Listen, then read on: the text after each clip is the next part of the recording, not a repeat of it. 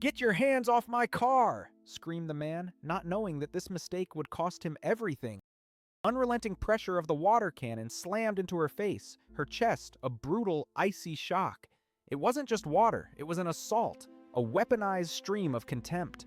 She gasped, a choked cry escaping as the force ripped through her, throwing her backward. Her head struck the soft grass of her own lawn, but the impact reverberated through her bones, a dull ache blooming behind her eyes. "You think I'm stupid?" Whitmore's voice, distorted by the rushing water, was a guttural snarl. Black woman in a $500,000 neighborhood. He took another menacing step forward, his boot crushing a delicate rose petal. The hose in his hands became an extension of his malevolent will, spraying harder, faster. "You're either a maid or a thief. Which one?" She tried to speak, to beg, but the deluge choked her words, stealing her breath. "Please, officer, I own this home." Her voice, usually so steady and commanding in a courtroom, cracked, thin and reedy against the roaring water. "Own it, you—" He let out a harsh, chilling laugh, utterly devoid of warmth or humor. "Maybe I should call immigration. Check if you're even legal." 40 agonizing seconds stretched into an eternity. The water pulsed, a relentless drumbeat against her skin, filling her ears, blinding her. She couldn't breathe, couldn't articulate a single coherent thought. All she could perceive was the humiliating assault, the cold, hard ground beneath her, and the crushing weight of his prejudice. Then abruptly the stream ceased. Silence descended, heavy and ringing in her ears, broken only by her ragged, desperate gasps. She lay there, drenched and destroyed, her clothes plastered to her body, mascara streaming down her face in black, sorrowful rivers. The world blurred around her. Neighbors, drawn by the commotion, rushed out, their phones held aloft, recording every agonizing moment. Slowly, painstakingly, she pushed herself up, water dripping from her hair, her face, her very soul. Her fingers, trembling slightly, reached into her back pocket, retrieving something small, metallic. As she held it up, a faint glint catching the morning sun, his face, previously contorted in a sneer of triumph, drained of all color, collapsing into a mask of pure, unadulterated terror. What she pulled out made him beg for mercy. It was Wednesday morning, June 12th, in Portland, Oregon. The sun, a nascent golden orb, began its slow ascent over Laurelhurst, one of the city's most affluent and picturesque neighborhoods. Tree-lined streets where ancient maples and oaks formed a leafy canopy shaded the impeccably preserved craftsman homes. Each residence boasted wraparound porches, ornate trim, and meticulously manicured lawns. Verdant carpets that, Simone often mused, likely cost more to maintain than many people's monthly rent. At 2847 Maple Ridge Drive, a two-story house painted a cheerful pale yellow with crisp white trim, stood tranquil in the morning light. A sprawling rose garden, a riot of velvety reds, soft pinks, and creamy whites, stretched along the front walkway. Every bloom was perfect, each petal unfurled in delicate precision. Red geraniums, vibrant bursts of color, overflowed from terracotta pots flanking the heavy oak door. Inside, the aroma of French roast coffee mingled with the subtle, calming scent of lavender soap, creating a sanctuary of domestic peace. Dr. Simone Laurent, a woman of 42, poured her second cup of coffee, the warm ceramic mug a comforting weight in her hands. From a speaker on the counter, the ethereal strains of Vivaldi's Four Seasons drifted, a symphony of strings and woodwinds. Her cherished soundtrack for Wednesday mornings. Her hair, a cascade of natural curls, was pulled back with a simple cloth headband, her face bare of makeup, still softened by sleep.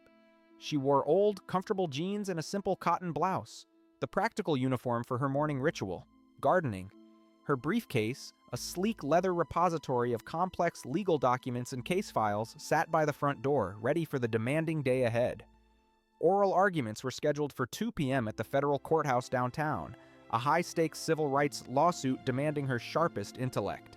But first, the roses called to her. She glanced at the photo on the refrigerator, a candid shot of her and James laughing on their anniversary.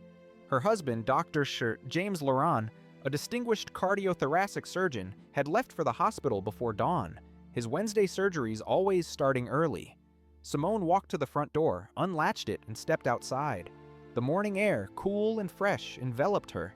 She inhaled deeply, savoring the crispness, the quiet promise of the day. This, she thought, was her favorite part, Before the gavels and legal briefs, before the weighty decisions, just her and the serene beauty of her garden. She retrieved the green garden hose, neatly coiled by the porch steps, and turned the spigot. Water rushed through the hose with a soft hiss. Adjusting the nozzle to a gentle spray, she began to tend to her roses, each delicate bush drinking in the life-giving moisture. She moved slowly, deliberately, ensuring every plant received its due attention, the rich soil darkening as the water soaked deep. "Good morning, Simone!" Eleanor Henderson, her septuagenarian neighbor, waved cheerfully from next door. Eleanor, with her cloud of white hair neatly pinned up, wore a cheerful floral house dress, her own garden hose already in hand. "Morning, Eleanor," Simone called back, a smile gracing her lips. "Your roses are looking beautiful." Eleanor chuckled, a warm, resonant sound. "Oh dear, yours put mine to shame. That fertilizer you recommended is working like magic, thank you." This exchange was part of their long-standing routine, forged over 5 years of shared mornings and countless conversations. They enjoyed weekly tea on Sundays, exchanged emergency calls for package deliveries, and Eleanor had even faithfully watched the house when Simone and James vacationed in Hawaii the previous month. Simone moved to the geraniums, humming softly along to the Vivaldi still playing inside, her mind already navigating the complex nuances of today's civil rights case. Police misconduct allegations that demanded her absolute focus. She needed to be sharp, precise, unwavering. Simone, immersed in her morning reverie, did not hear the patrol car. She didn't register its slow, deliberate deceleration across the street, nor did she see Officer Derek Whitmore behind the wheel, his eyes, hard and unwavering, fixed upon her. Whitmore, 38, with a severe buzz cut and a perpetually tightened jaw, possessed the hardened demeanor of 15 years spent on the Portland Police Department's streets. He gripped the steering wheel, his knuckles white, a palpable tension radiating from him. "You see that?" he muttered, the words thick with barely concealed disdain. His partner, Officer Ryan Mills, a fresh-faced 24-year-old just 8 months out of the academy, looked up from his phone, startled. "See what, Derek?" Mills asked, his voice tinged with youthful deference. "Black woman, expensive house?" Whitmore's gaze narrowed, his lip curling slightly. "Doesn't add up." Mills shifted uncomfortably in his seat, a nascent unease stirring within him. "Derek, come on," he protested, his voice a hesitant plea. "It's just someone watering their garden in Laurelhurst. This neighborhood—" Whitmore cut him off, abruptly putting the car in park. "Something's off. I'm checking it out." Mills' unease deepened. He remembered the captain's recent directive. "We need to be careful. The community liaison office." But Whitmore, ignoring protocol and common sense, merely scoffed. "The liaison office can kiss my ass," he declared, his voice laced with contempt. He flung open his door, the sound echoing sharply in the quiet morning air. "I've been doing this job for 15 years. I know suspicious when I see it." Mills watched, a knot forming in his stomach as Whitmore crossed the street. He didn't follow. A chilling premonition gnawed at him. This felt profoundly wrong. Yet, Whitmore was the senior officer, a veteran cop whose authority was rarely questioned. Mills, still on probation, felt paralyzed by the unspoken hierarchy. Whitmore's boots struck the sidewalk with a hard, deliberate cadence, each step a declaration of intent.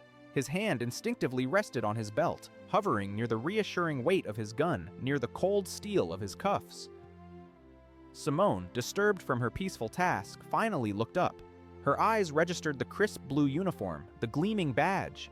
She straightened, her professional instincts kicking in, and turned off the gentle spray of the hose. "Good morning, officer. Can I help you?" Her voice, though calm and even, the same tone she employed to command a courtroom, carried a subtle tremor. Her pulse quickened. She had done nothing wrong, yet a familiar, unwelcome tightness gripped her.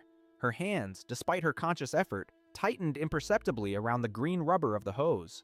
Whitmore stopped abruptly at the low decorative fence that marked the boundary of Simone's property. He didn't ask for permission, didn't acknowledge her polite greeting. Instead, with a blatant disregard for property rights and common courtesy, he simply stepped right over it, his heavy boots crunching onto her perfectly manicured lawn. His imposing shadow, a dark, unsettling presence, fell across the vibrant rose bushes, momentarily eclipsing their beauty. "What are you doing here?" His voice was cold, flat, an accusation rather than a question. Simone blinked, a flicker of surprise in her eyes. "I'm watering my garden," she replied, her voice retaining its carefully calibrated calm. "Is there a problem?" Whitmore's gaze swept from the sprawling house, lingering on its expensive facade, before snapping back to her, his eyes narrowing with suspicion. "Your garden?" he scoffed, the word dripping with thinly veiled disbelief. "This is your house?" The way he pronounced your, laden with incredulity and an unspoken challenge, sent a prickly sensation crawling up Simone's spine. "Yes," she affirmed, her chin lifting subtly. "I live here. Why are you asking?" Whitmore took another step closer, deliberately invading her personal space, asserting his physical dominance. He made himself bigger, more intimidating. "Ma'am, I'm going to need to see some identification." Simone's heart began to hammer against her ribs. As a federal judge, she possessed an encyclopedic knowledge of the law. She knew, with absolute certainty, that this officer had no legal justification whatsoever to demand her ID while she was standing on her own property, committing no offense. "Officer," she stated, her voice firm, "I am on my own property. I do not have to show you identification." Whitmore's face hardened, a mask of growing displeasure. "Ma'am, don't make this difficult." "I'm not making anything difficult," Simone countered, her frustration beginning to simmer beneath her composed exterior. "I'm simply asking why you are here." He closed the distance between them further, and she could now distinctly smell his cologne, cheap, cloying, overpowering. His hand remained firmly near his belt, a silent, menacing reminder of his authority. "We've had reports of suspicious activity in this neighborhood," he asserted, his eyes drilling into hers. "I need to verify that you live here." "Suspicious activity?" Simone repeated, a disbelieving laugh catching in her throat. "I'm watering flowers." Whitmore's lips twisted into a sneer. "Exactly. You don't look like you belong in this neighborhood." The words hung in the air, sharp, ugly, and undeniably racist. Simone's jaw tightened, a familiar weariness settling over her. She had heard variations of this insidious refrain her entire life, but never had it been hurled at her on her own front lawn. "What?" she asked, her voice dangerously quiet. "Does someone who belongs here look like, officer?" Whitmore's eyes flashed with anger, his composure cracking. "Don't play games with me. Are you the homeowner or the help?" Before Simone could respond, Eleanor Henderson's voice, sharp with indignation, cut through the tense silence from next door. "Officer, Simone lives there. She's been my neighbor for 5 years." Whitmore spun, his face contorted in a furious grimace. His voice rose, booming with an unwarranted aggression. "Ma'am, step back. This is police business." Eleanor, her own elderly hands clenched, was undeterred. "Police business? She's watering her own garden." Whitmore's patience snapped. "One more word, and I'll cite you for interfering with an investigation." Eleanor's mouth opened, then closed, her protest stifled by the threat. Instead, with a determined glint in her eye, she pulled out her phone and began recording. Simone, maintaining an almost superhuman level of control, forced her voice to stay level, though a tremor of pure rage now ran through her. "Officer, I'm happy to answer reasonable questions, but you've given me no legal justification for this stop." "Legal justification?" Whitmore barked, a harsh, unpleasant laugh erupting from him. "You want to give me legal advice now?" "I'm simply asserting my rights," Simone countered, her legal training deeply ingrained. "Your rights?" He moved closer still, his face inches from hers, his breath hot and unpleasant. "How about I tell you what your rights are? You have the right to cooperate. You have the right to not piss me off. Is that clear enough?" Just then, Mills, Whitmore's young partner, appeared at the fence line, his face a ghastly shade of pale. "Derek, maybe we should get back to the car," he began, his voice hesitant. "Mills!" Whitmore snarled, cutting him off. "But Captain Reynolds said—" Mills stammered, "I don't care what Reynolds said. I'm handling this." Mills hesitated, his shoulders slumping in defeat, then retreated slowly, a figure of profound cowardice. Simone watched him go, a cold certainty settling in. No help there. Across the street, a young couple, mid-morning strollers, stopped their walk, the woman instinctively pulling out her phone to record. 2 houses down, Mr. Carter, a man of quiet dignity, stepped onto his porch, his arms crossed, his gaze fixed intently on the escalating confrontation. Whitmore, noticing the growing audience, felt a surge of irrational anger. Their scrutiny only fueled his sense of aggrieved authority. All right, here's what's going to happen, Whitmore declared, his voice tight with menace. You're going to show me proof you live here. Deed, mortgage papers, utility bills, something. Those documents are inside, Simone replied, her voice still calm, though her body thrummed with indignation. Then let's go inside and get them. You want to enter my home? Simone's brow furrowed. Do you have a warrant? His face reddened with fury. I don't need a warrant if you invite me. I'm not inviting you. Then I'm detaining you until we sort this out. On what grounds? Simone challenged, her voice still unwavering. Trespassing? Trespassing on my own property? That's what I'm trying to determine, Whitmore shot back, the absurdity of his statement lost on him. Simone's mind raced, a whirlwind of legal statutes and personal outrage. She could go inside, retrieve her federal credentials, and bring this humiliating charade to an immediate, screeching halt. But a fierce, righteous anger burned in her chest, a molten core of defiance. Why should she have to prove anything to this man? She had done nothing wrong. Her integrity, her very presence, was being questioned simply because of the color of her skin. Officer, she stated, her voice sharp with suppressed fury, I want your name and badge number. Whitmore, with a deliberate, mocking slowness, touched his nameplate. Whitmore, badge 4782. Write it down. I'll wait. I will, Simone promised, her gaze unwavering, a silent vow hanging in the air.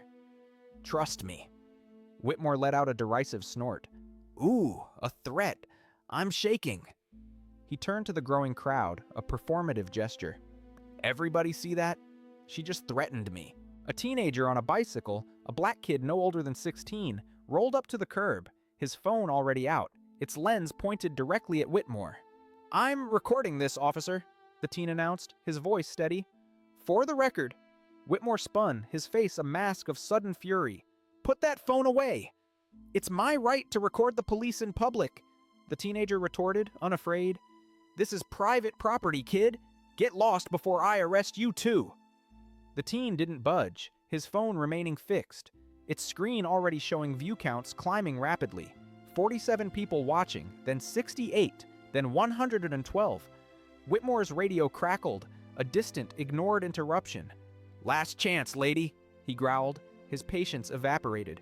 Show me ID or I'm taking you in. Simone's hands began to shake, not from fear, but from a profound, incandescent rage.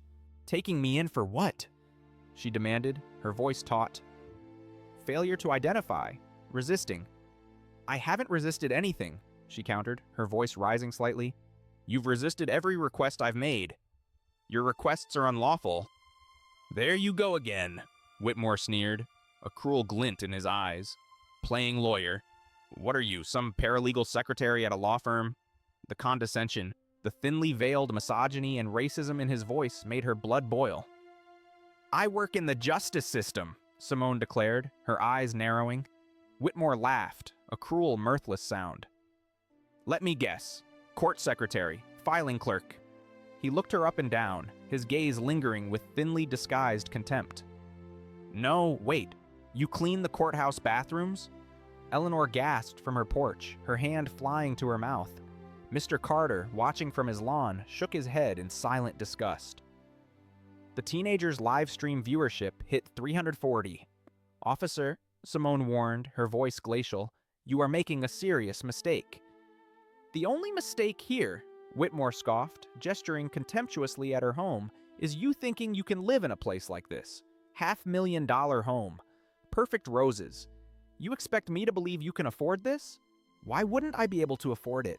Simone challenged, her voice laced with incredulity, her gaze holding his. Because people like you... Whitmore stopped himself, catching the explicit racism just before it fully escaped his lips. People like me. What? Simone pressed, leaning into the unspoken prejudice, demanding he vocalize the bigotry. Say it out loud, for all these cameras. His face darkened, a dangerous glint in his eyes.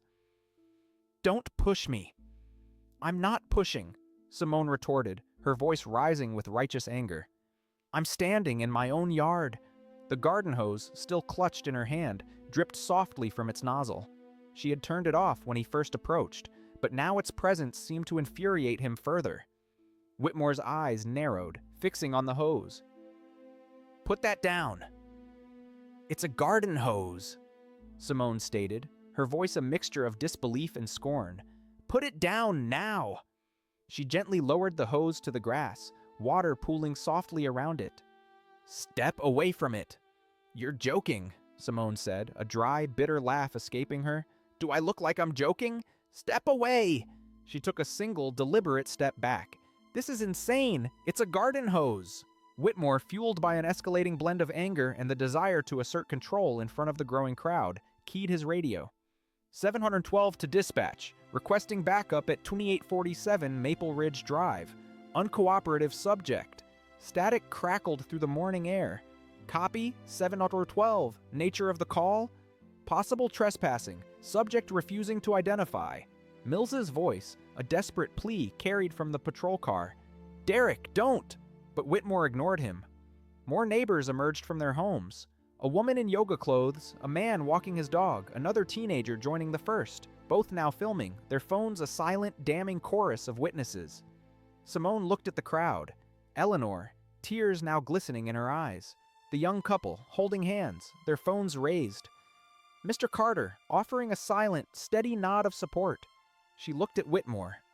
This man with a badge, a gun, and 15 years of unchecked, unchallenged power. And in that moment, a decision hardened within her. "Officer Whitmore," she announced, her voice dangerously calm, "I'm going to reach into my back pocket now, slowly, to get my identification." "Keep your hands where I can see them," he snapped, his hand already resting on his holstered weapon. "My ID is in my back pocket. I need to reach for it." "Fine. Slow movements. Any sudden moves, and..." He paused, letting the unspoken threat hang heavy in the air, his hand tightening on his gun. The crowd murmured, a collective gasp. Someone shouted, "He's threatening her!" Simone moved with meticulous care, her muscles rigid with controlled fury. But as she shifted her weight, her foot caught the garden hose still lying innocently on the grass. She stumbled slightly, a small, involuntary jerk. The hose, dislodged, sprayed upward. A few drops, barely noticeable, a mere tablespoon of water, splashed onto Whitmore's pants leg. He looked down, then back at the minuscule wet spot on his uniform. His face, already a mask of anger, transformed into pure, unadulterated rage. "Did you just assault me?" he roared. "What? No, I tripped," Simone cried, genuinely startled. "You just assaulted a police officer." "It was an accident. I saw it," Eleanor shouted. "You sprayed me deliberately." Whitmore's accusation was a monstrous lie. "Officer, that's not what happened."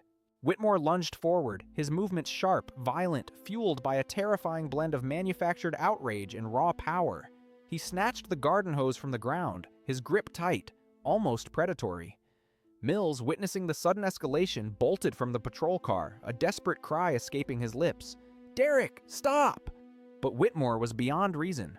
With a savage twist of the nozzle, the gentle mist transformed into a brutal, high-pressure jet, a weapon of pure force. Simone saw it coming, the monstrous change in the water's trajectory, the malevolent intent in his eyes.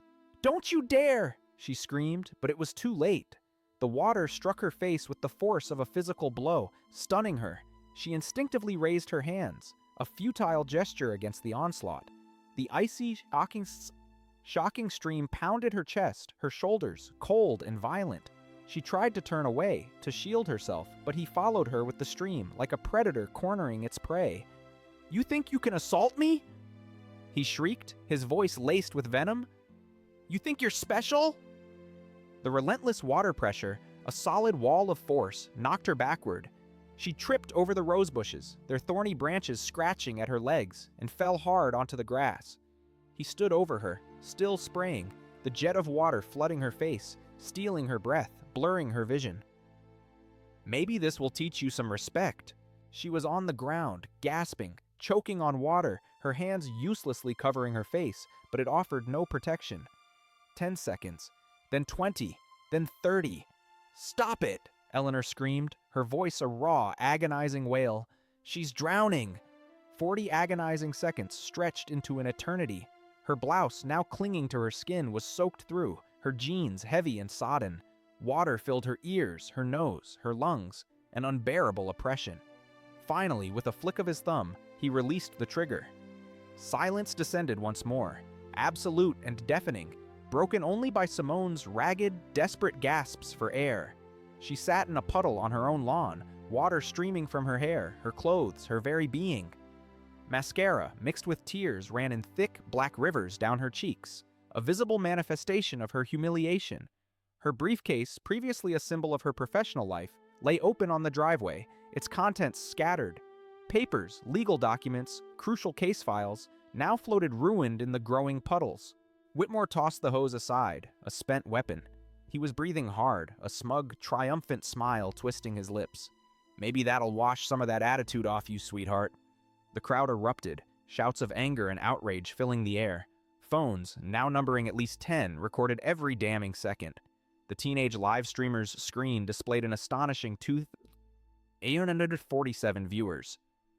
Mills stood frozen, his face a ghastly pale, horrified by his partner's brutality. Eleanor sobbed uncontrollably on her porch, her hands clasped to her chest. Simone sat there, utterly destroyed, profoundly humiliated, exposed before her neighbors in her own front yard. Then slowly, painstakingly, she began to push herself up. Water dripping from every part of her body, she wiped her face, her gaze, now clear and steady, fixed on Whitmore. Her voice, when she spoke, was quiet, almost a whisper, yet infused with a deadly, chilling calm. "Officer Whitmore," she stated, each word a hammer blow, "you have made the worst mistake of your career." He laughed, a short, nervous bark. "Is that a threat?" "No," she replied, her eyes burning with an unyielding fire. "That's a promise." Her hand, still trembling slightly, reached into her back pocket once more. The wet denim made it difficult, but her fingers closed around the familiar, cool metal. She pulled it out, a sleek, black metal badge case. Water dripped from it, tracing silver paths on her already sodden jeans. A subtle gold seal, embossed with the powerful emblem of the United States, caught the morning sunlight, gleaming with undeniable authority. She opened it slowly, deliberately, her gaze never leaving Whitmore's face. Inside, nestled securely, were her federal judicial credentials. Her photo, severe and professional, framed by the official seal of the United States courts. She held it up, not just for Whitmore, but for the dozens of cameras, for the eyes of the world now watching. "I'm Dr. Simone Laurent," she announced, her voice gaining strength, resonating with an unshakable conviction. "Federal judge for the United States Court of Appeals, Ninth Circuit." The color drained from Whitmore's face with astonishing rapidity. His mouth opened, then closed, no sound escaping, as if his vocal cords had been suddenly severed. Simone's voice, sharp and clear, cut through the stunned silence that had fallen over the crowd. "You just assaulted a federal judge on her own property in front of at least 40 witnesses." His hand, which had moments ago wielded the hose with such cruel authority, now trembled violently. The badge case in her hand gleamed, the gold seal, the official photo, unmistakable, undeniable. That's fake," he stammered, his voice a hoarse, desperate croak. "Has to be fake." Just then, Mills, his face now beyond pale, practically gray with dread, ran up to Whitmore, his phone already in his hand. He was typing frantically, his fingers clumsy with fear. "Derek," he whispered, his voice shaking uncontrollably. "Oh God, Derek, she's real." He turned his phone around, the screen displaying a full-color image.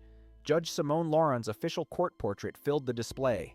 Black robes, the solemn backdrop of the American flag, the same dignified face, the same unwavering eyes as the woman standing before them, soaking wet and defiant. Appointed 2019, confirmed by Senate 94-2, presiding judge in Henderson v. Portland Police Department. Mills's voice trailed off, the significance of that last case hanging heavy in the air. That last detail, in particular, resonated with a chilling finality. Whitmore snatched the phone, his eyes darting frantically across the screen. His breathing grew shallow, rapid, as if he were suffocating. How was I supposed to... Eleanor Henderson's voice, though still laced with tears, rang out with renewed indignation. "I tried to tell you. I tried to warn you." The teenage live streamer, his camera steady, zoomed in on Whitmore's rapidly disintegrating face. The view count on his screen soared past 4,200, comments flooding in. "Yo, this cop is done." He just assaulted a federal judge. Elmo career over in 3, 2, 1.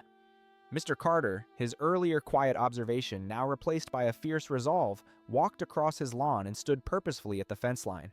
His voice, calm yet authoritative, carried across the stunned silence. I am a retired attorney. I witnessed everything. Officers commit multiple violations, battery, deprivation of rights, trespass, all documented. More neighbors, drawn by the escalating drama, flooded out. A woman in scrubs, just home from a night shift. A man in a business suit, coffee mug still in hand. An elderly couple holding hands, their faces etched with shock. All of them watching, all of them recording. Simone wiped the last of the water from her face, her eyes still fixed on Whitmore. Her voice, though still quiet, maintained its deadly calm, each word meticulously chosen, delivered with the precision of a seasoned jurist. Officer Mills, she addressed the trembling junior officer, what is your badge number? Mills snapped to attention, his fear momentarily overshadowed by a deep-seated professional instinct. 2847, Your Honor. Thank you. You witnessed everything that just occurred, correct? Yes, Your Honor. His voice was barely audible, a whisper of admission. And you attempted to stop your partner, correct? Yes, Your Honor. I tried. Whitmore, his face a mask of desperation, spun on his partner. Shut up, Mills! No! Mills took a resolute step back, his youthful face hardening with a newfound courage. No, Derek, I'm not going down with you. Simone, with a deliberate, unhurried motion, pulled her phone from her other pocket. Miraculously, it had survived the drenching. She tapped the screen. It still worked. I'm calling Police Chief Amanda Winters directly. Whitmore's knees buckled. He caught himself, swaying precariously. Your Honor, please. I didn't know. Simone's eyes, cold and unwavering, met his. If I had known you were a judge, you wouldn't have assaulted me. Is that what you're saying? He swallowed hard, a visible gulp, but said nothing. So, if I was a secretary, like you assumed, this would have been acceptable? No, I mean, that's not... Choose your next words very carefully, officer, Simone warned, her voice a low, dangerous rumble. Her phone rang once, twice. A voice, crisp and professional, answered. Chief Winters. Simone pressed the speaker button. Everyone in the now sizable crowd could hear. Chief, this is Judge Simone Laron. I need you to come to my home immediately. 2847 Maple Ridge Drive. A beat of stunned silence, then Chief Winters' voice, tight with controlled fury. Judge Laron, is everything all right? No, Simone replied, her voice unwavering. One of your officers just physically assaulted me in my front yard after accusing me of trespassing at my own home. The silence on the other end stretched, pregnant with unspoken horror. Then Chief Winters' voice, sharper, harder. What officer? Derek Whitmore, badge 4782. Another pause, longer this time. Then a single expletive, laced with disbelief and a chilling recognition. Jesus Christ. Judge, I'm 10 minutes away. Is the officer still on scene? He is. Don't let him leave. I'm coming with internal affairs. Thank you, Chief. Simone extended the phone toward Whitmore. She'd like to speak with you. His hand trembled so violently he nearly dropped the device. He raised it to his ear, taking it off speaker, but the crowd was hushed enough that Chief Winters' voice, loud and sharp with unbridled rage, was still clearly audible. Whitmore, what the hell did you do? Chief, there was a misunderstanding. A misunderstanding? You assaulted a federal judge. I didn't know she was... So that makes it okay? Winters' voice dripped with scorn. If she wasn't a judge, assault is fine? No, ma'am, I just... Badge and gun right now, Whitmore. You're suspended immediately. His face crumbled, the realization hitting him with the force of a physical blow. 15 years. Gone. Chief, please. I have kids, a mortgage. I've been on the force. You were on the force. Winters cut in, cold and unforgiving. Not anymore. Put Judge Laron back on. He handed the phone back, his hand brushing hers. He jerked away as if her skin had burned him. Simone took the phone off speaker, pressed it to her ear. Yes, Chief? The conversation was private now, but her expression, a mask of grim determination, spoke volumes. She listened, nodding occasionally, glancing at Whitmore. Yes, I'll file a formal complaint. Yes, I understand. Thank you, Chief. She ended the call. Simone looked at the crowd, which had now swelled to at least 50 people. Cars were stopped on the street, neighbors spilling onto every porch, their faces a mixture of shock and outrage. Mrs. Henderson, her tears still flowing freely, and Mr. Carter, his expression grim, stood out. Mrs. Henderson, Mr. Carter, anyone else who witnessed this, please save your video footage. You'll be contacted by investigators. A chorus of "Yes, Your Honor," and "Of course," rippled through the crowd, a collective promise of cooperation. The young couple who had been filming approached, the woman speaking softly. Judge Laron, we got everything from 3 different angles. We'll send it wherever you need. Thank you, Simone replied, a genuine gratitude in her eyes. I appreciate your courage. The teenage live streamer Marcus stepped forward, his eyes bright with a mixture of fear and triumph. Your Honor, my video went viral. 12,000 people watching now. Should I keep it up? Simone considered for a moment, her gaze sweeping over the scene, assessing the impact. Yes, she decided, her voice firm. Keep it up. Truth needs sunlight. Whitmore made a sound, almost a whimper, a choked sob of despair. He was watching his life, his career, his carefully constructed identity explode in real time. Mills had stepped completely away from his former partner now, standing near the patrol car, radio in hand. 7 Adam 12 to dispatch, requesting supervisor and internal affairs to 2847 Maple Ridge Drive. Officer involved incident. Federal judge involved. The radio crackled with a shocked response. Say again, 7 Adam 12. Supervisor and IA, federal judge. It's bad. Whitmore, suddenly devoid of all strength, dropped to his knees right there on the wet lawn, his uniform soaking up water and mud, his dignity evaporating into the cool morning air. Your Honor, please, he choked out, hot tears streaming down his face, carving paths through the grime. Please, I'm sorry. I made a mistake.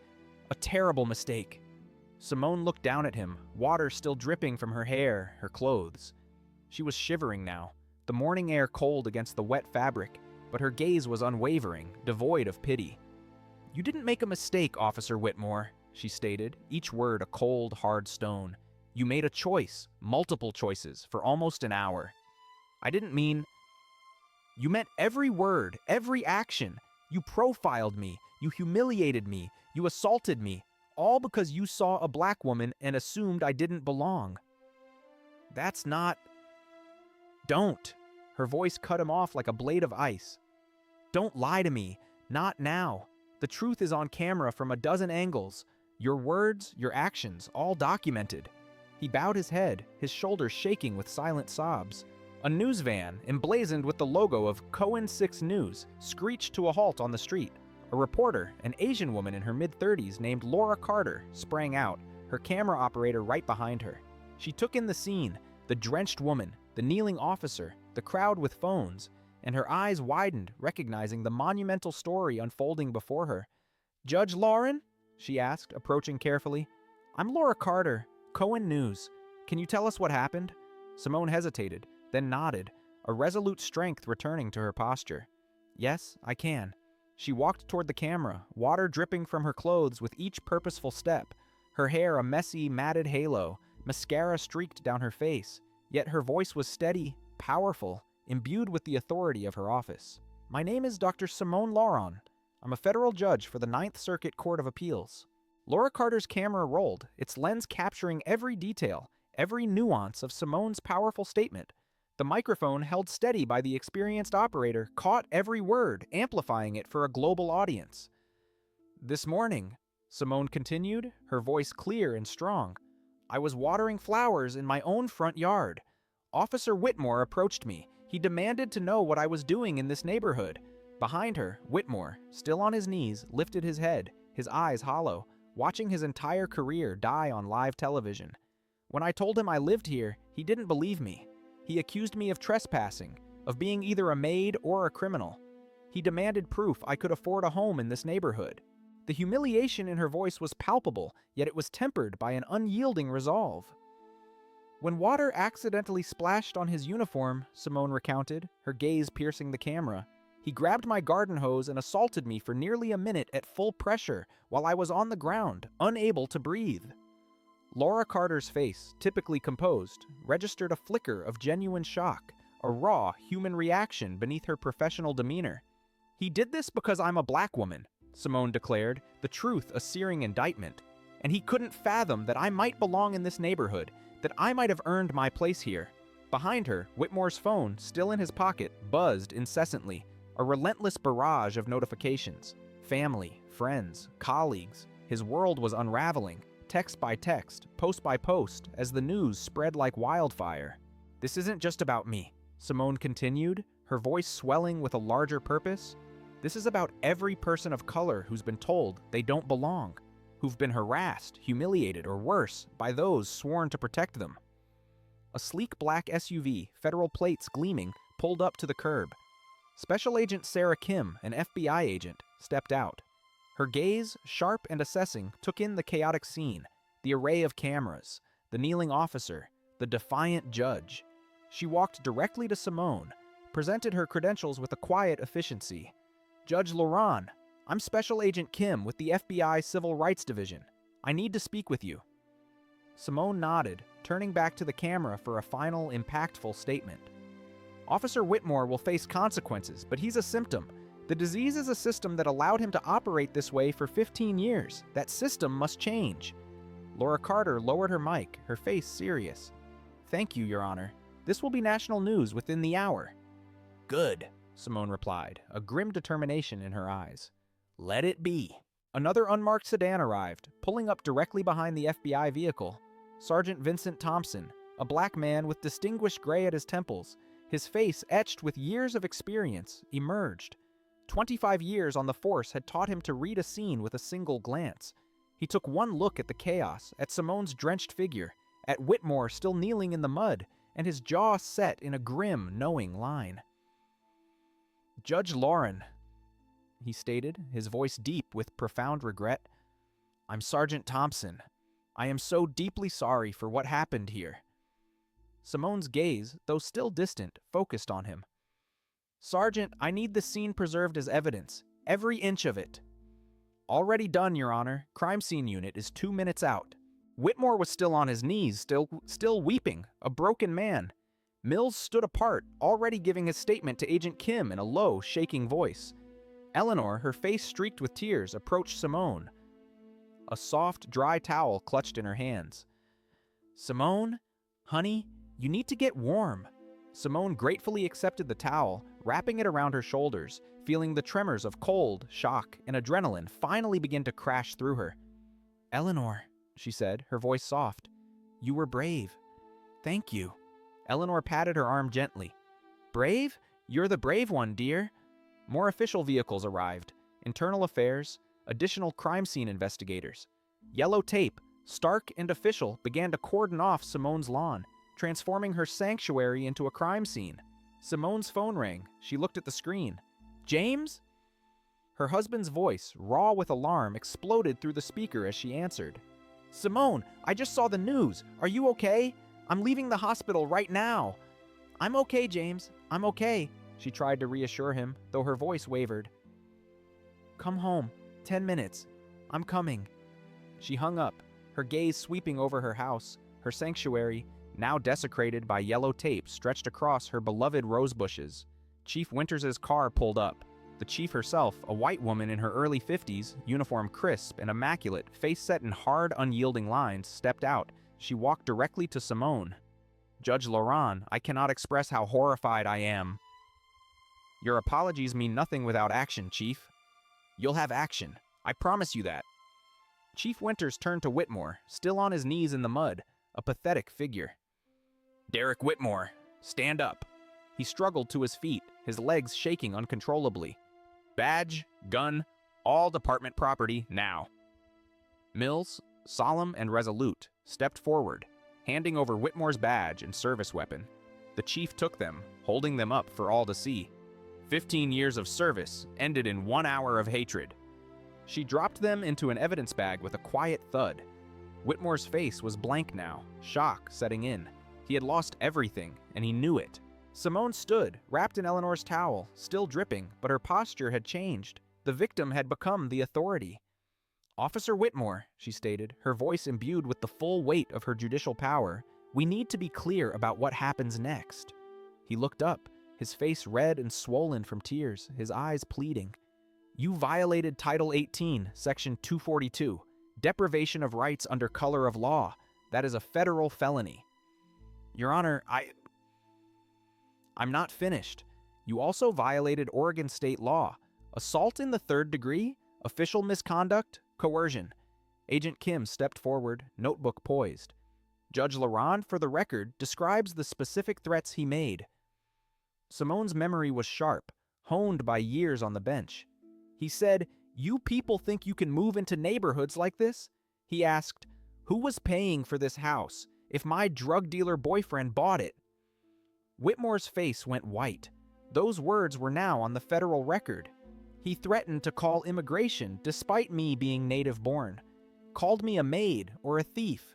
Agent Kim wrote furiously, every word documented. He weaponized my garden hose, assaulted me for 50 seconds while I was down, while I begged him to stop.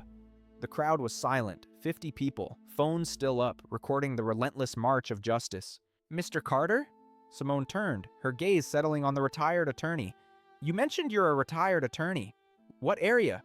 Mr. Carter, stepping forward, his presence exuding a quiet gravitas, replied, "Civil rights litigation, 30 years, police misconduct cases. Would you provide expert witness testimony?" "It would be my honor," Mr. Carter stated, a fierce determination in his eyes. Whitmore's future lawyer, wherever he might be, just got another nightmare. Sergeant Thompson approached, his face grim. "Your Honor, Chief Winters has authorized administrative custody. He needs to come to the station." "Understood." Thompson turned to Whitmore. "Derek, let's go." Whitmore didn't move, frozen in a tableau of despair. "Your Honor," his voice broke, a raw, gut-wrenching plea. "Please, I'm begging. My wife Jennifer's a nurse. We have 2 kids. Emma's 7, Tyler's 4. They need their father." Simone's face remained impassive, her resolve unyielding. "You should have thought about Emma and Tyler before you humiliated someone's mother." "I'll do anything. Resign, public apology, whatever you want." "You'll do all of that, whether you want to or not." "Please don't destroy my family." "I'm not destroying your family. You did that when you chose hate over duty." A car screeched into the driveway, an abrupt, jarring sound. A woman, late 30s, in scrubs, brown hair pulled back, jumped out. Jennifer Whitmore. "Derek!" She ran, then stopped abruptly, her eyes taking in the cameras, the crowd, the yellow tape, the sheer devastation of the scene. "What did you do?" He couldn't look at her. Mills, stepping forward with a quiet, somber professionalism, began to explain. Jennifer's face cycled through confusion to horror, then to an incandescent rage. "You assaulted a federal judge?" she shrieked, the words tearing from her throat. "A judge? Jenny, I didn't know." "Even if she wasn't a judge, you sprayed someone with a hose in her own yard. It was a mistake," she cried, hot, angry tears streaming down her face. "The kids will see this. Emma's going to see her father attacking someone. How do I tell them?"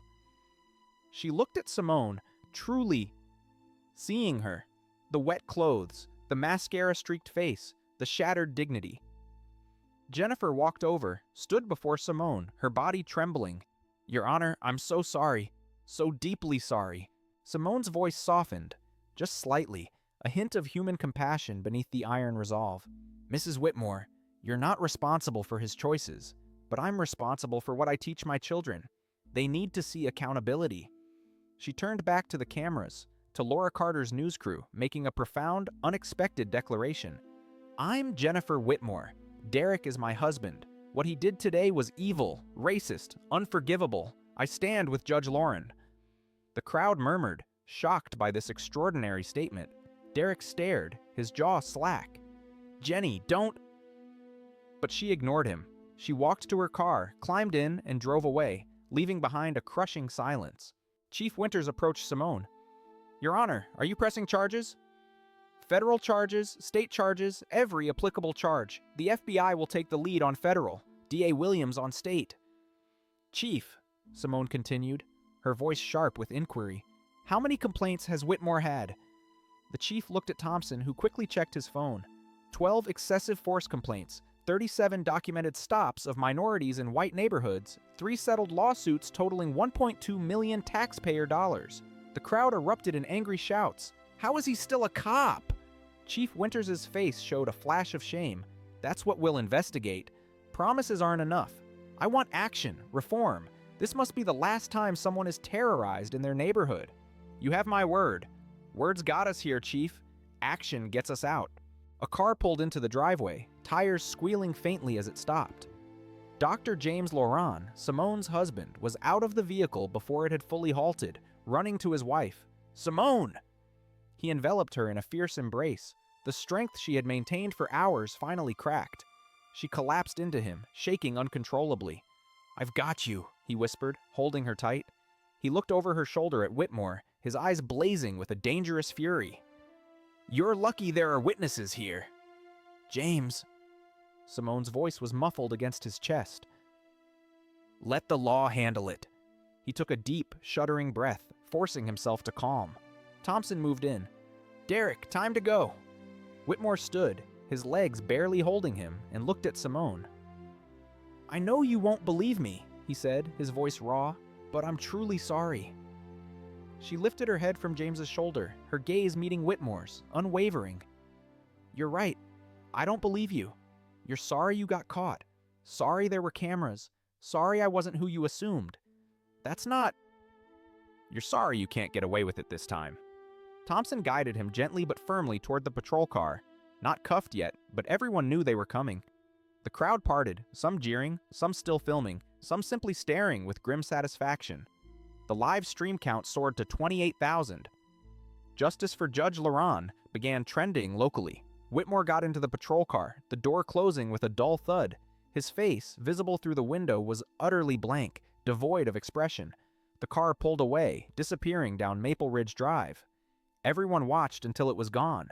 Simone turned to face all the cameras, all the eyes, her posture regal all despite her drenched clothes. What happened today will not be swept away, not minimized, not forgotten. Her voice carried strong, clear, resonating with a quiet authority. Every video, every witness statement, every piece of evidence will ensure Derek Whitmore faces justice. She paused, letting the weight of her words settle. But more importantly, it will change a system that let him operate for 15 years, that ignored 12 complaints, that paid $1.2 million to keep victims quiet. Laura Carter's camera rolled, capturing every powerful word. "I'm a federal judge. I had power, resources, and still I was attacked. Still assumed criminal." She looked directly into the camera, her eyes holding a generation of unspoken pain. "If this happens to me, imagine those without my advantages, who can't fight back, who don't have badges to reveal." Silence. A profound, aching silence fell over the crowd. This is not the end. This is the beginning of accountability, of reform, of change. She wrapped the towel tighter around her shivering shoulders. "Thank you for your courage, for recording, for witnessing. You saved more than me today." The crowd applauded, a building wave of support. Eleanor wiped away fresh tears. Mr. Carter nodded sagely. The teenagers raised their phones in solidarity. Change happens when people refuse to accept injustice. Today, 50 people refused, and the world is watching. 2 hours later, the Portland Police Bureau headquarters erupted in chaos. Chief Winters stood in the command center, every phone line lit up like a Christmas tree. Media requests, calls from the city council, federal investigators. The fallout was immediate and immense. Her assistant rushed in, breathless. "Chief, the mayor's on line 3. The FBI director's on 5. CNN wants a statement." "Tell CNN press conference at 4 p.m., Chief Winters barked, her mind racing. "Connect the FBI." She listened intently, her face hardening further. "Yes, sir. Full cooperation. Every file, every complaint." She hung up, her gaze sweeping over her team. "Federal investigation, Civil Rights Division. They're flying in tonight." Internal Affairs Detective Maria Ramirez entered, a thick file clutched in her hand. Whitmore's personnel record. "Chief, you need to see this. 12 excessive force complaints, all marked unfounded. All signed by Captain Richard Reynolds." Winters' eyes narrowed. "Where's Reynolds?" "Called in sick this morning, before the incident." "Convenient. Get him on the phone. If he doesn't answer, send officers to his house." The door opened again. District Attorney Marcus Williams entered, a sharp suit, a sharper mind. Amanda, tell me we can prosecute. 11 camera angles, 42 witnesses, a federal judge as the victim. Her personal body camera footage. The chief pulled up a laptop, clicking play. Watch? Williams watched, his expression darkening with each passing second. When Whitmore laughed, Williams's hands curled into fists, his jaw tight. How long? He asked, his voice low. 53 seconds. Williams closed his eyes, a pained grimace on his face. Assault 3, official misconduct, coercion, hate crime enhancement. The union will fight. Let them, Chief Winters stated, her voice cold. I have his texts from that morning. Let's see what doesn't belong. Racial animus is clear, and Reynolds is obstruction, conspiracy. If he covers complaints, he's accessory to everything. Meanwhile, at Judge Laron's home, crime scene tape crisscrossed the vibrant rose bushes, every inch of her lawn now meticulously documented. FBI teams photographed the trampled roses, the scattered papers from her briefcase, the garden hose, now a piece of critical evidence. Agent Kim interviewed neighbors. Eleanor Henderson sat on her porch, her voice still shaking, recounting her attempts to intervene. I told him she was my neighbor. He threatened to arrest me. Did you feel intimidated? Agent Kim asked gently. Terrified, but I couldn't stay silent. Agent Kim scribbled notes. Mrs. Henderson, your courage saved this case. Inside, Simone sat at her kitchen table, now in dry clothes, a soft sweater, her hair wrapped in a towel. James brought her tea, but she hadn't touched the first cup. It was cold now. You should eat, he urged softly. I'm not hungry, Simone replied, her voice distant. Every time I close my eyes, I see his face, hear his voice, feel the water. He took her hand, squeezing gently. It's not your fault. I know, she sighed, a weariness settling deep into her bones. But knowing doesn't stop the feeling. Her phone buzzed constantly. Chief Judge Morrison. Taking you off the calendar next week. Non-negotiable. You need time. D.A. Williams. Filing charges tomorrow. He's going down. NOACP President. We stand with you. ACLU. Legal support available. She set the phone down, burying her face in her hands. Everyone will see me at my lowest, soaking wet, helpless. James lifted her chin, his eyes filled with love and pride. They'll also see you stand up, pull out that badge, refuse to be broken. I feel broken. You're hurt. That's different. A knock at the door. Agent Kim. Judge Laron, we need your formal statement for a federal case. Simone stood, a flicker of the judge returning to her eyes. Let's do this. 90 minutes later, 20 pages of meticulously documented notes. Every agonizing detail of the encounter, from Whitmore's initial approach to the final, humiliating spray of the hose, was now enshrined in a formal federal statement. A federal indictment was guaranteed within 72 hours, a priority 1 case. Whitmore, still at the precinct, without badge or gun, was now a subject, not an officer. He was arrested Friday, 2 days after the incident, 2 more days of his freedom. At the precinct, Whitmore sat in a sterile interrogation room, the stark lighting unforgiving. His union lawyer, Jack Morrison, a man with tired eyes and a perpetually slumped posture, sat beside him. Derek, don't say anything without me. What's going to happen to me? Whitmore whispered, his voice hoarse. Federal charges, state charges, 15 years combined if convicted. 15 years? My kids will be grown. You assaulted a federal judge on camera, Morrison stated, his voice flat. No defense. Can we plea? Maybe, but the feds want prison time. Significant time. Whitmore sobbed, a broken man. Morrison offered no comfort. He had defended bad cops before, but this case was indefensible. The door opened. Chief Winters entered, her face grim. Derek Whitmore, effective immediately. You're terminated from the Portland Police Bureau. You can't. I'm suspended pending investigation. Investigation's over. The video is conclusive. You violated policy, law, and oath. You're done. Termination papers, stark and final, hit the table. 48 hours to clear your locker. Benefits end tonight. She left, leaving only the deafening silence. Morrison slid the papers over. Sign. What if I don't? They terminate you anyway. This is cleaner." Whitmore's hand, shaking violently, signed his career away. 15 years, gone. Outside, news vans lined the street, a hungry throng of media. Every network, local, national, international, clamored for a story. Laura Carter reported live.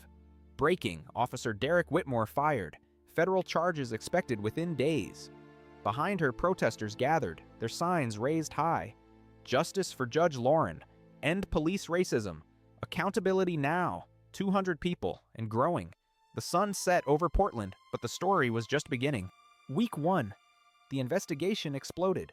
FBI Special Agent Kim, a relentless and methodical investigator, led a dedicated task force of 6 agents.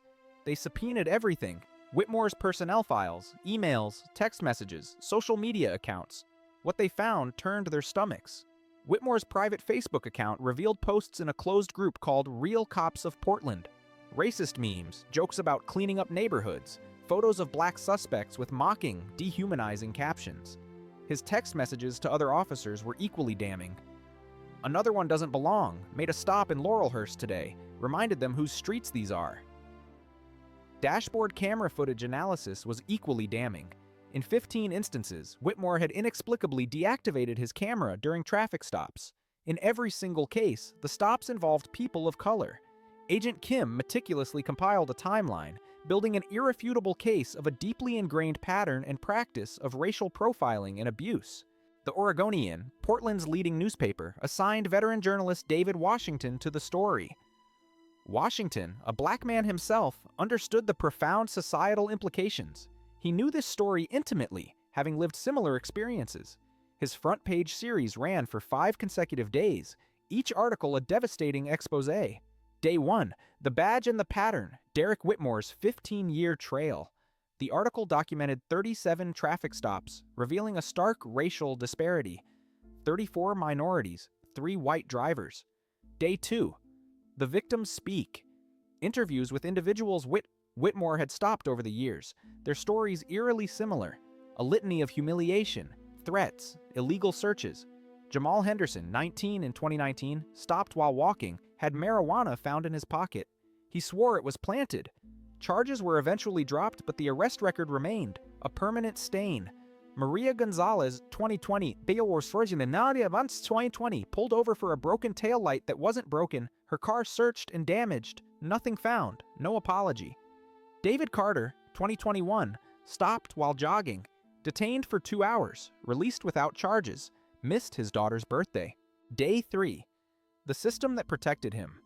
Internal documents revealed Captain Richard Reynolds had dismissed 8 complaints against Whitmore without investigation, marking them unfounded, without interviewing witnesses.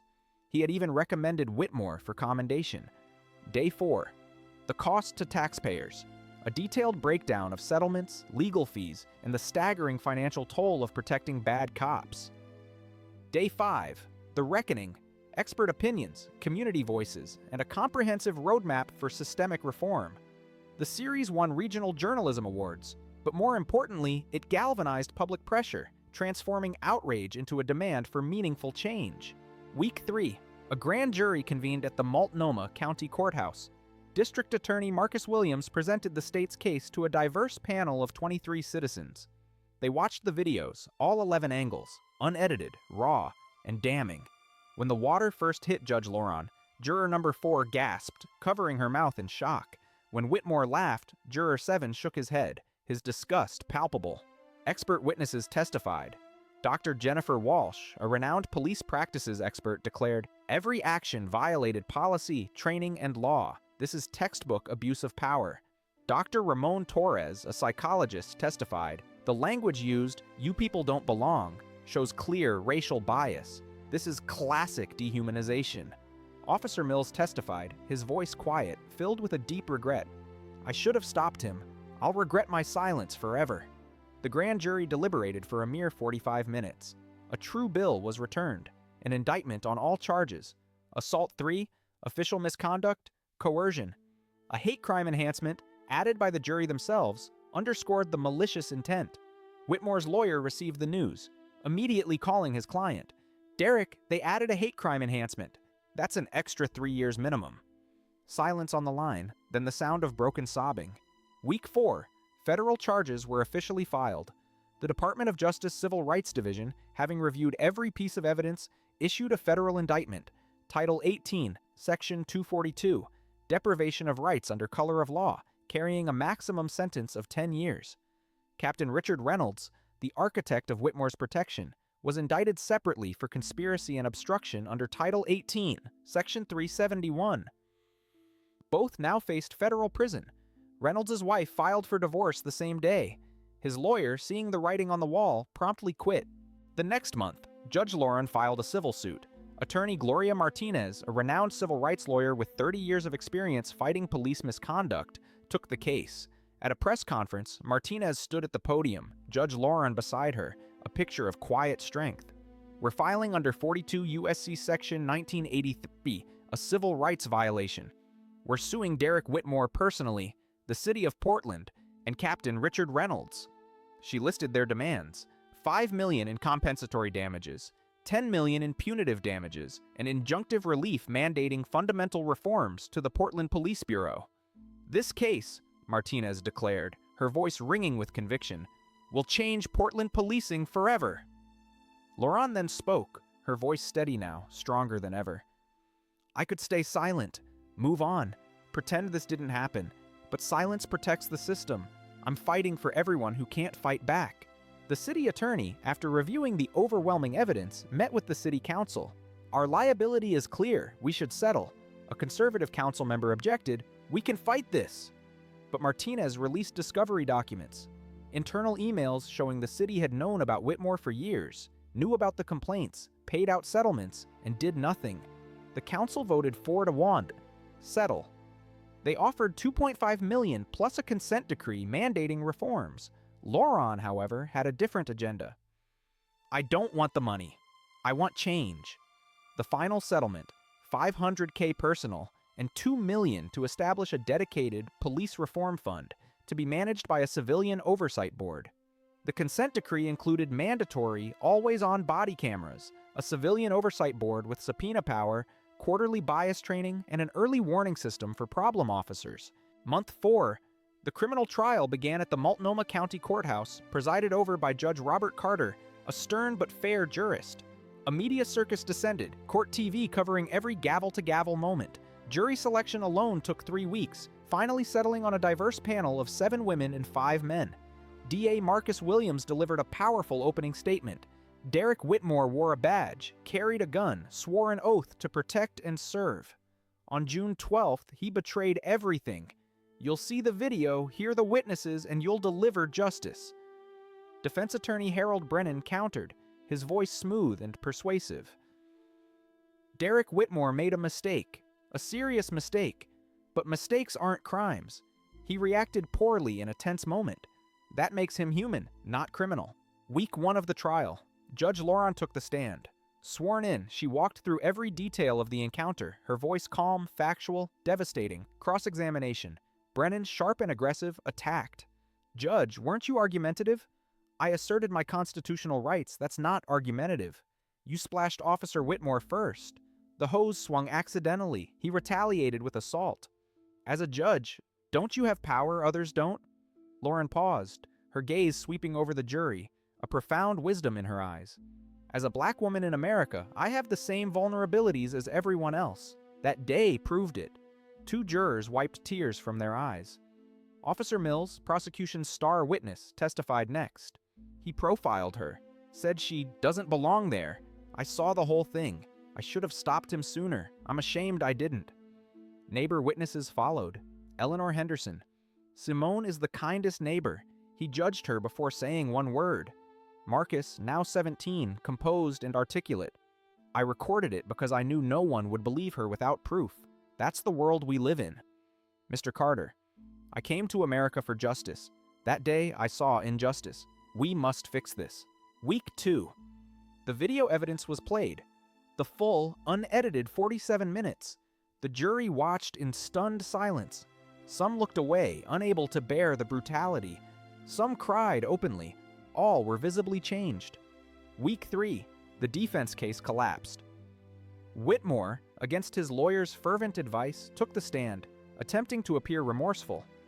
"I should have handled it differently. I regret my actions." Williams, in a brutal cross-examination, destroyed him. "You sent a text that morning, read it aloud." Whitmore's face drained of all color. "Patrolling Laurelhurst today. Let's see what doesn't belong." "What did you mean by what doesn't belong?" Silence. "You meant black people, didn't you?" Whitmore whispered, barely audible. "Yes." Gasps erupted in the courtroom. The jurors' expressions hardened, their minds made up. Character witnesses for Whitmore failed. Even his father's testimony, "Derek was raised better, I don't know what happened," offered no solace. No fellow officers testified for him. His wife refused. Day 19, verdict. The jury deliberated for 6 grueling hours. They returned. The 4 men stood. Count 1, assault in the 3rd degree, guilty. Count 2, official misconduct, guilty. Count 3, coercion, guilty. Count 4, hate crime enhancement, guilty. Whitmore collapsed, his head in his hands, sobbing uncontrollably. Judge Lauron sat in the gallery, no visible emotion, only a quiet, profound satisfaction. 2 weeks later, the sentencing hearing. Judge Lauron delivered a victim impact statement that resonated with the force of a legal precedent. "Your Honor," she began, her voice steady and clear, "Derek Whitmore didn't just assault me. He assaulted the idea that we are equal under law. If this happened to me, a federal judge, imagine what happens to those without my advantages. I don't ask for vengeance. I ask for accountability, a sentence that tells every officer, your badge is not a license to dehumanize." Judge Carter, his gaze fixed on Whitmore, delivered the sentence. "Mr. Whitmore, in 20 years on this bench, I've rarely seen such clear abuse of power. You betrayed the public trust completely." Sentence: 5 years state prison. Federal charges would run consecutively. Total: 13 years, $250,000 fine, permanent prohibition from law enforcement, mandatory racial bias counseling, 5 years supervised release after prison. Whitmore was led away in handcuffs, the irony not lost on anyone. 6 months later, Captain Richard Reynolds was sentenced separately. 4 years federal prison, lost his pension, his house, his marriage. Early release denied. The judge declared, "You enabled systemic abuse. The damage extends far beyond one incident." The system that protected Whitmore crumbled with him. 6 months after sentencing, Portland had changed. The Portland Police Bureau operated under a federal consent decree, a minimum of 5 years. Reforms were real. Body cameras were mandatory, always on, with auto cloud upload. Deactivation meant immediate termination. Compliance soared from 67% to 98%. A civilian oversight board, 9 community-elected members with subpoena power and independent investigators had reviewed 47 cases, resulting in the termination of 3 additional officers. An AI-assisted early warning system flagged problem officers before escalation. 8 had been removed from duty. Bias training was quarterly, mandatory, led by psychologists and former victims. 33% of officers reported a changed perspective. Chief Winters, at a press conference, declared, "We were broken. Judge Lauron forced us to fix ourselves. Complaints are down 41%. Use of force down 38%. We're not perfect, but we're accountable now." Judge Lauron created the Lauron Initiative. Its mission, empowering communities through legal support, citizen journalism, and systemic advocacy. It established a legal defense fund with pro bono attorneys, handling 127 cases in 6 months, 23 settlements, 4 prosecutions, citizen journalist training programs, which trained 1,200 people, distributed 300 body cameras. The Youth Justice Scholars Program, funded by Lauron Settlement and donations, offered 15 full scholarships named after victims.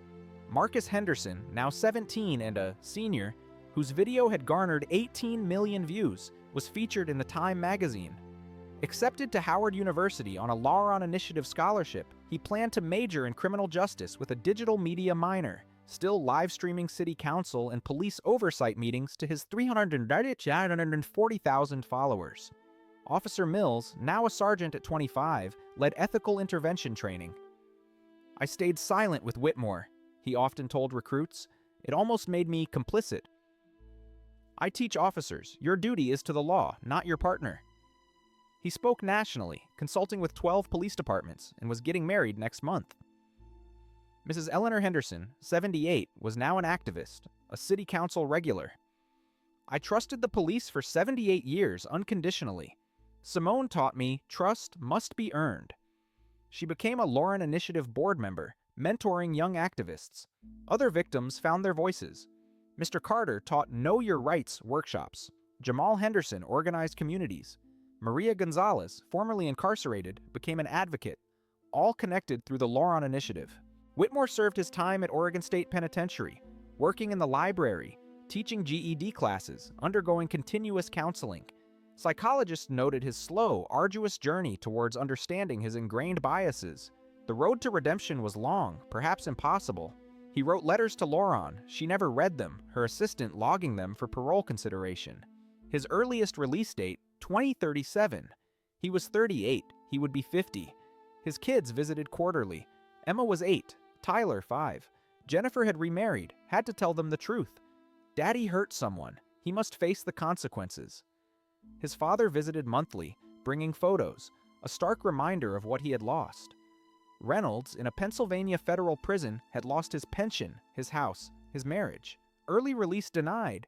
You enabled systemic abuse. Your damage extends beyond one incident. The Lauren Act, passed in Oregon, signed into law. Body cameras statewide, independent oversight, pattern tracking for problem officers. California passed similar legislation. A federal bill with bipartisan support was introduced in Congress. Law schools now taught Laurent versus Portland, cited in 20 federal cases challenging qualified immunity. A Netflix documentary, The Judge and the Hose, was in production, slated for release next spring. Judge Lauren returned to chambers, hearing cases, making rulings, now more vocal about systemic racism, delivering keynote addresses at national bar associations. Injustice anywhere threatens justice everywhere. At home, she gardened again. It took 3 months. James had installed sprinklers, no hoses, too triggering. Neighbors waved. Eleanor still brought Sunday tea. One evening, on the porch, as the sun dipped below the horizon, Eleanor turned to her. You changed the world, Simone.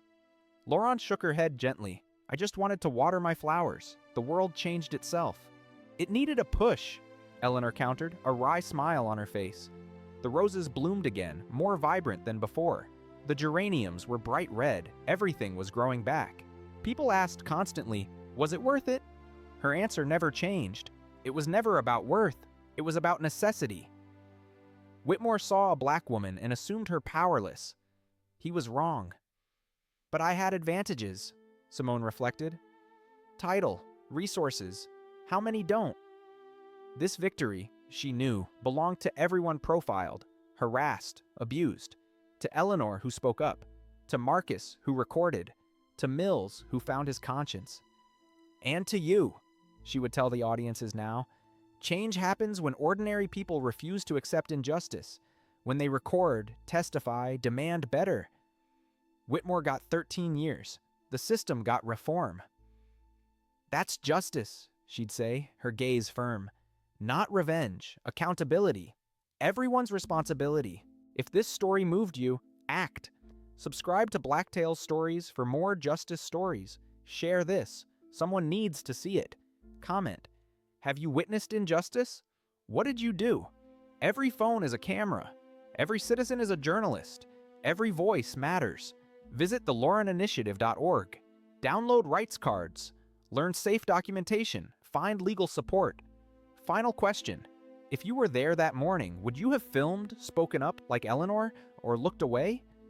Be honest. Then be better. Justice needs all of us. Not someday. Today. What will you do next time you see injustice? Comment your answer, then live it. Justice is a verb. Act accordingly.